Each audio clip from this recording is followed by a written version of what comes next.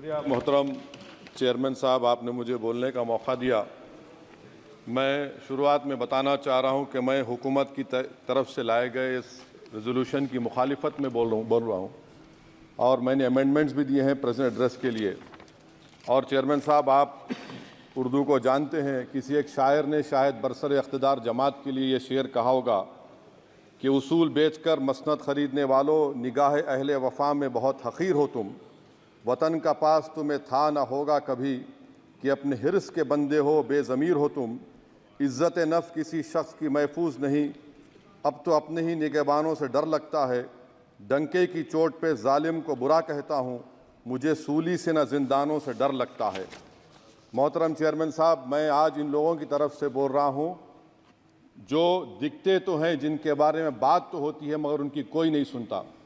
मैं उनके बारे में बोल रहा हूँ जिनके बारे में वज़ीर आज़म मोदी ने कहा था कि घुसपैठी है। मैं उन बेटियों और माओं के बारे में कह रहा हूँ जिनके बारे में मोदी ने कहा कि ज़्यादा बच्चे पैदा करते। मैं उन मासूम नौजवानों के बारे में कह रहा हूँ जिनको मॉब लिंचिंग के ज़रिए मारा जा रहा है।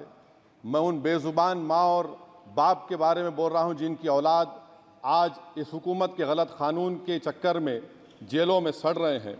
सर, मैं दस्तूर जब इस ऐवान में बन रहा था, संविधान बन रहा था, तो उस वक्त अलहदा वोटर लिस्ट और इंतखाबी रिजर्वेशन की बात आई तो उस वक्त के हमारे फाउंडिंग फादर्स ने, हमारे बुजुर्गों ने, दोनों समुदाय के हिंदू और मुसलमानों ने फैसला किया कि हम इस पर राज़ी नहीं होंगे।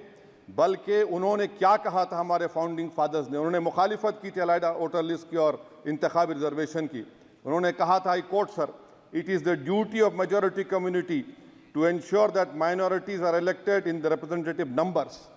बीजेपी मुसलमानों की नफरत पर जीतती है और मुसलमानों के नाम निहाद मसीहा मुसलमानों के 90% ज़्यादा वोट हासिल करते हैं, मगर फिर भी इस ऐवान के दरवाजे नहीं खुलते मुसलमानों के लिए और सिर्फ 4% मुसलमान जीत कर आते हैं।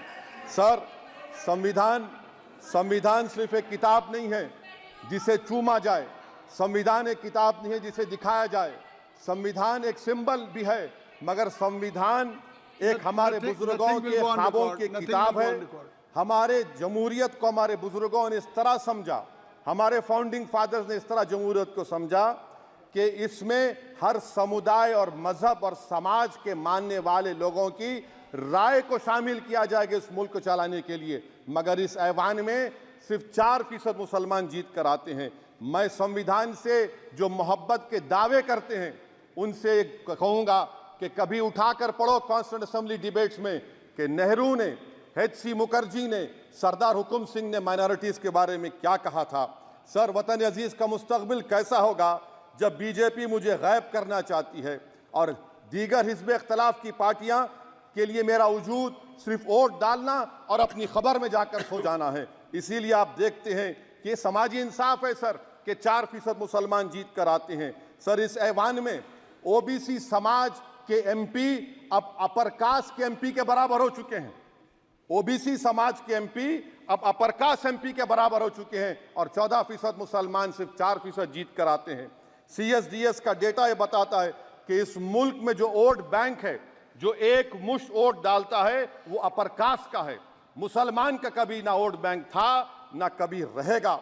सर, 4 जून के बाद 6 मुसलमानों की मॉब लिंचिंग हुई, 11 घरों को मध्य प्रदेश में मोदी के बुलडोजर ने निस्तो नाबूद कर दिया। हिमाचल प्रदेश में एक मुसलमान की एक दुकान को लूट लिया गया और हिज़्ब इख्तिलाफ की पार्टियों की तरफ से सन्नाटा है। शायद अब वक्त आ चुका है कि लफ्ज़ मुसलमान का नाम लेना भी अब उस पर पाबंदी आयद कर दी जाएगी। सर, मैं ये बात बताना चाह रहा हूँ कि नरेंद्र मोदी को जो मैंडेट मिला है। एक मिनट, आप लोग बैठ जाएं, कृपया आप लोग बैठ जाएं। श्री मनसुख मांडविया जी, आप लोग बैठ जाएं, कृपया माननीय सदस्य बैठ जाएं। श्री मनसुख मांडविया जी, कृपया आप लोग बैठ जाएं। अपने प्रारंभिक कृपया आप लोग बैठ जाएं। आप लोग बैठ जाएं। माननीय सदस्य ने अपने प्रारंभिक भाषण में जो शब्द प्रयोग करा है उसको ऑथेंटिकेट करा जाए। और अभी उन्होंने उल्लेख करा कि मोदी के बुलडोजर ने वहाँ मॉब लिंचिंग करा है, उसको भी ऑथेंटिकेट करा जाए। निश्चित तौर से इसको ठीक है ठीक है ठीक है ठीक है ठीक है। उवैसी साहब, जब भी कोई बात नहीं सर, आप चेयर पर बैठे हैं जी, इसलिए आप मंत्री जी को पेट में दर्द हुआ, माशाल्लाह, शुक्रिया उनका। नहीं, तो सर मैं ये बोल रहा था, जवाबदेही है ये अरे ये नहीं, मंत्री इससे बुरी बात क्या है? पेट में दर्द हो सकता है, वो दर्द ये सब ठीक अच्छा दर्द हुआ, चलिए दर्द हुआ, दिल का दर्द हुआ। तो सर, जो नरेंद्र मोदी को मैंडेट मिला है वो सिर्फ और सिर्फ मुसलमानों की नफरत पर हिंदुत्व की वजह से मिला है। I would like to say it is not Modi's in dock, but every single person voted him despite his anti Muslim voice. And I would like to tell the opposition parties, this is not a moral victory for you, this is a victory of majoritarianism. Everyone should contemplate and do introspection. Why is it that the OBCs and the upper caste are getting their due representation? Why are the Muslims not getting?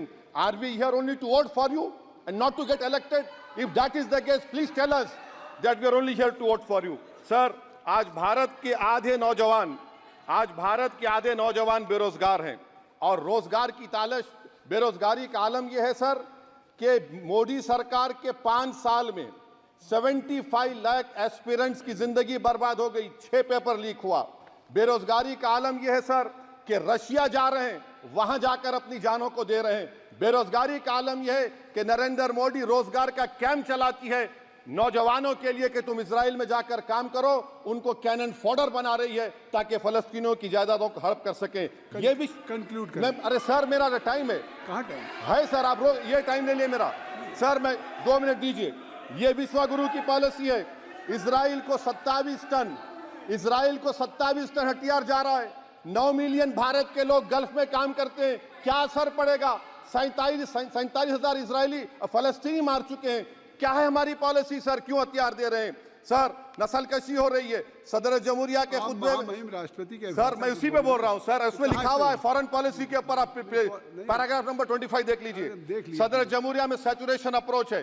क्यों नहीं मोदी सरकार minorities को तीनों scholarship को demand करती है sir? उसको आपने बजट कम कर दिया सर। बनारस का बुनकर 18 महीने से मंडी का शिकार है, सूरत और बेंगलुरु जा रहा है सर। आखिरी बात कंक्लूड कर रहा हूं, आखिरी बात सर, पनून केस में निखिल गुप्ता, मोदी ने कहा था कि हम घर में घुसकर मारा, तो निखिल गुप्ता को किसने ऑर्डर दिया था पनून को मारने का?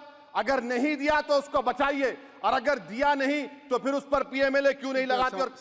सर समाप्त करो। कमेटी बनाई आपने, उसका क्या हुआ सर? हम एससीओ को नहीं जा रहे सर। मैं आपको बता रहा हूं कि मैं अपनी इस तकरीर को टीपू सुल्तान की नजर, सुनिए सर, अब हो गया, खत्म कर रहा हूं सर। मैं अपनी तकरीर को टीपू सुल्तान के नजर कर रहा हूं। ये टीपू सुल्तान की फोटो है, क्या आप इससे भी नफरत करेंगे सर? ये संविधान में टीपू सुल्तान की फोटो है जिस पर वल्लभ भाई पटेल ने साइन किया, श्यामा प्रसाद मुखर्जी ने साइन किया। ये आपकी नफरत है सर। आखिर में मैं अपनी बात को खत्म कर रहा हूं इस शेर पर कि क्या दिन दिखा रही है सियासत की धूप छांव।